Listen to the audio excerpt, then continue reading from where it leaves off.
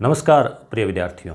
RPSC ने इस बार OTR यानी वन टाइम रजिस्ट्रेशन लागू किया है। इसका फ़ायदा विद्यार्थियों को मिलना है, मगर पहली बार ये व्यवस्था की है तो इसमें कुछ कठिनाइयाँ भी आ रही है, कुछ समस्याएं भी आ रही है। वन टाइम रजिस्ट्रेशन का मतलब ये हो गया कि एक बार आपने रजिस्ट्रेशन कर लिया, उसके बाद आप और कोई फॉर्म भरेंगे, जैसे मान लो सेकेंड ग्रेड के लिए आपने कर लिया तो आप फर्स्ट ग्रेड का फॉर्म भरते हैं या कोई और भरते हैं तो आपके सीधी जो है सारी जानकारी है वो अपने आप आ जाएगी, तो आपको समय बहुत कम लगेगा। तो पहली बार आपको समय भी लग सकता है। अगर आप पूरे आपके डॉक्यूमेंट इसमें रजिस्ट्रेशन करते हैं तो काफ़ी टाइम लग जाता है, उसको प्रत्येक को जो है उसमें डालते हैं। मगर जैसा कि मैंने ई मित्र वालों से चर्चा की, सुजानगढ़ में बुगालिया स्टेशनर्स में काम करने वाले जो लाभचंद है, उसने मुझे बताया कि सेकंड ग्रेड या फर्स्ट ग्रेड का फॉर्म भरना है और विद्यार्थियों को भी इतना समय नहीं होता कि वो कई घंटे लगाएं, तो अपना काम हो जाए इस प्रकार का कोई तरीका। तो नॉर्मली जैसे जीट का आपने फॉर्म भरा तो आपके 10वीं 12वीं ग्रेजुएशन इनके अंक चाहिए होते हैं, कब की किस यूनिवर्सिटी से की, तो ये मार्कशीटें आपको लानी होती हैं।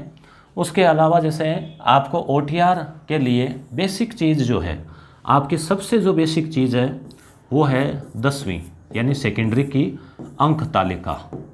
ये सबसे महत्वपूर्ण चीज़ है। इसमें आपका जो नाम है, आपके पिताजी का जो नाम है, आपकी जन्म तिथि है, 3 चीज़ें, आपका नाम, आपके पिताजी का नाम, आपकी DOB यानी जन्म तिथि और आपका लिंग। इसमें तो कोई है कि महिला पुरुष, इसमें कोई वो है नहीं ज़्यादा सोचने वाली बात। ये DOB ये भी आपकी 10वीं में है, वही उसमें रहेगी। अब ये नाम खुद का और पिता का नाम, यहाँ थोड़ी गड़बड़ क्या आती है कि मान लीजिए किसी व्यक्ति का नाम 10वीं क्लास में जैसे महेश चंद्र है, 12वीं क्लास में महेश और चंद्र के बीच में स्पेस नहीं आया, मान लीजिए, कई बार ये भी आ जाए पिताजी का नाम महेश चंद्र हो।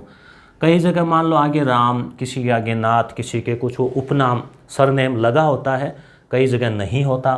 जैसे मेरे खुद के पिताजी के नाम में 10वीं के मार्कशीट में भागीरथ और 12वीं की मार्कशीट में भागीरथ जाट, तो ये आ जाता है फेयर केस है। जब हम पढ़ रहे थे उस समय जो फॉर्म भरा गया उस दरमियान ध्यान नहीं दिया, बच्चे थे, गुरुजनों ने भी शायद हो सकता है ध्यान नहीं दिया हो, जो कुछ भी रहा हो। तो इन सब चीज़ों से आप ध्यान रखें कि ये केवल स्पेस है या सरनेम में गोत्र कहीं जगह लग गया, कई जगह नहीं लगा। BA first year, second year, final year, B.Ed कई मार्कशीटें होती है, कहीं ना कहीं त्रुटि रह जाती है और अमूमन 50% से ज़्यादा विद्यार्थियों की त्रुटि मिलती है।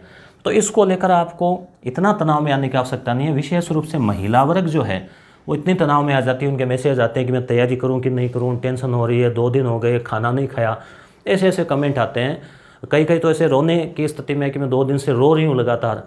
तो उनको हम ये कहते हैं कि इतनी चिंता करने की बात नहीं है। ऐसा अभी तक सुनने में नहीं आया कि नाम में स्पेस था, ये था और वो नौकरी से रह गया। नौकरी से आप तभी रह पाओगे जब आप मेरिट में नहीं आओगे। आप मेरिट में आ गए तो बहुत सारे रास्ते हैं कि आपको वो मौका देते हैं पूरा कि भी सुधार कर लो। शपथ पत्र सबसे तत्कालिक उपाय होता है, शपथ पत्र।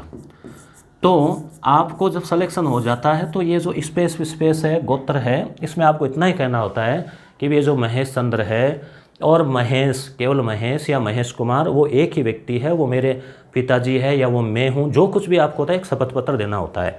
तो यहाँ आपको इतना तनाव लेने की आवश्यकता नहीं है। अब OTR की बात करें तो OTR को आप 10वीं की अंक तालिका को आधार मानते हुए उसमें आपका जो नाम है, उसमें आपके पिताजी का नाम है, आपकी DOB लिंग है, वो हूबहू आपको लिखना है, क्योंकि 10वीं की अंक तालिका में आप चेंज नहीं करवा सकते।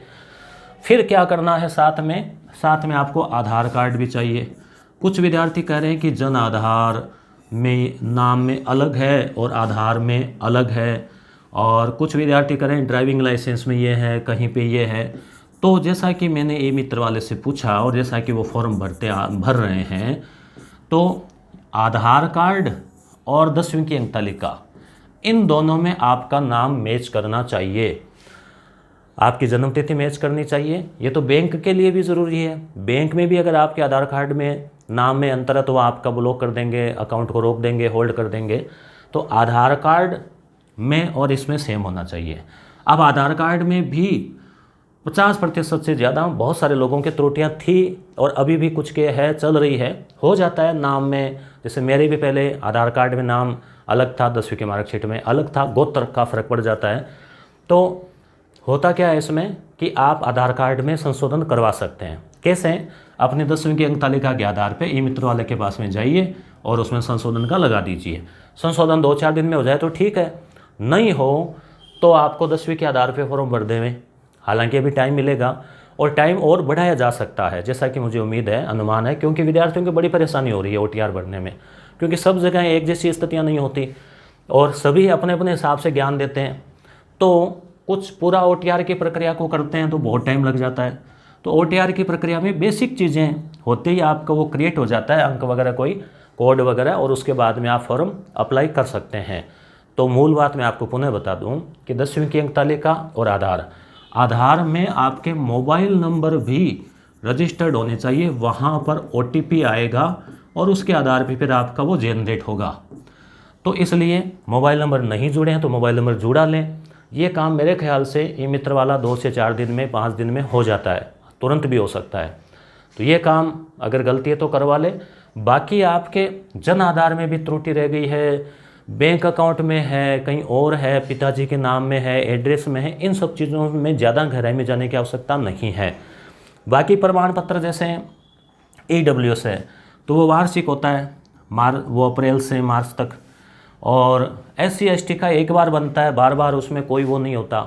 OBC में क्या है, क्रिमिनल वाला लफड़ा होता है कि आपकी आय साल में, अब वर्तमान में शायद 8 लाख है, 8 लाख से ज़्यादा हो गई तो आप OBC की बजाय जनरल में आ गए, आरक्षण का लाभ नहीं मिलेगा। इसलिए OBC वालों को प्रमाण पत्र भी हर साल देना होता है आय के आधार पर। तो अगर आपका प्रमाण पत्र अभी बना है पिछले 1 साल के अंदर अंदर तो वो लगा देवें, नहीं बनाया तो बना लेवें। आपको आरक्षण का लाभ लेना तो लगाना पड़ेगा, तो उसका जो है आप बना लेवें, उसके अंक वगैरह उसमें कुछ लिखे जाएंगे तो वो। तो आप मेरी बात पुनः समझ गए होंगे कि ज़्यादा आपको तनाव लेने की आवश्यकता नहीं है छोटी छोटी बातों के लिए। OTR में हालांकि RPC कह रही है कि संशोधन का मौका नहीं देंगे, फिर भी विद्यार्थियों की गलती हो गई है। क्यों हो गई? जन आधार की वजह से। कभी वो नाम, जैसे मान लो 10वीं में कुछ और है, 12वीं में कुछ और है, B.Ed में कुछ और है, ई मित्र वाले ने कर दिया B.Ed वाला या BSc वाला, तो वहाँ त्रुटि कुछ न कुछ लोगों की रह गई है। तो मुझे उम्मीद है कि RPC इसमें सुधार का मौका देगी, क्योंकि ये तो है नहीं कि ये कोई लॉक हो गया और बस ये सीमेंटेड हो गया, अब इसको हम तोड़ ही नहीं सकते, ऐसा कुछ नहीं है। कंप्यूटर के सिस्टम में RPC एडिट का मौका दे सकती है। क्यों? क्योंकि पहले ही RPC कह दे कि सुधार का मौका दे देंगे तो लोग फिर इसको लापरवाही से लेंगे, इसलिए पूरी गंभीरता से लें। फिर भी कुछ लोग या कुछ विद्यार्थी किसी के भरोसे से या किसी त्रुटिवश गलतियां कर बैठे हैं, तो ये टेंशन नहीं लेनी है कि आप भर्ती से बाहर ही हो गए, बस पढ़ाई छोड़ दो। नहीं, ऐसा नहीं है, आपको दोबारा मौका मिल सकता है। नहीं भी मिले तो भी इसमें कोई ये नहीं कि आपके नाम में कोई स्पेस का फ़र्क आ गया तो आपको नौकरी से बाहर कर देंगे। आप व्यक्ति सही है ना, आप अपनी जगह सही है, आपने कोई फ्रॉड नहीं किया है तो आपको कोई नहीं रोक सकता। फिर लास्ट में कोर्ट है आपके लिए न्याय दिलाने के लिए। तो इतना ज़्यादा तनाव लेने की आवश्यकता नहीं है कि आपकी तैयारी बाधित हो जाए। तो इसलिए आप जो नए अभी फॉर्म नहीं भरा है वो पूरी सावधानी रखें कि फॉर्म में कोई त्रुटि आपके स्तर पे नहीं हो। आपने लापरवाही से उसके भरोसे छोड़ दिया, हार्ड कॉपी देखी ही नहीं, प्रीव्यू देखा ही नहीं और फ़ोन करके कह दिया मेरा फॉर्म भर देना, उसने भर दिया और आप एग्ज़ाम देते समय संभालते हो, अरे मेरे तो कैटेगरी में इसकी जगह ये कर दिया, मेरे तो TSP कर दिया, तो वो आपकी बड़ी गलती होती है। ऐसे एक गंभीर अभ्यर्थी को ऐसी गलतियां नहीं करनी चाहिए। फिर भी गलती हो गई है फॉर्म में तो RPSC 500 रुपये के साथ में मौका देती है आपको। परीक्षा से 45 दिन पहले फिर मौका देती है। उसमें नाम DOB तो चेंज नहीं होता, मगर जैसे कोई कैटेगरी वगैरह और वो जो चेंज होने का संशोधन का होता है। OTR का RPSC ने अभी तक नहीं कहा है कि वो मौका देगी, मगर मेरा मानना है कि विद्यार्थियों की गलतियाँ हुई है, 10% विद्यार्थियों की गलतियाँ मिलेगी और उनको सुधार का मौका मिल सकता है। और जिन्होंने अभी तक कोई गलती नहीं की है, फॉर्म नहीं भरा है, तो आप सावधानी से भरें और अपने तैयारी के ऊपर फोकस करें। एक वीडियो और लाएंगे इस पे, जिसमें मैं प्रैक्टिकल जो है वो खुद इसमें फॉर्म भरवा के मेरे परिवार के सदस्य का, मैडम का, मिसेज का, और फिर जो उसकी पूरी जानकारी आपको मैं 1-2 दिन में और उपलब्ध करवाऊँगा। धन्यवाद।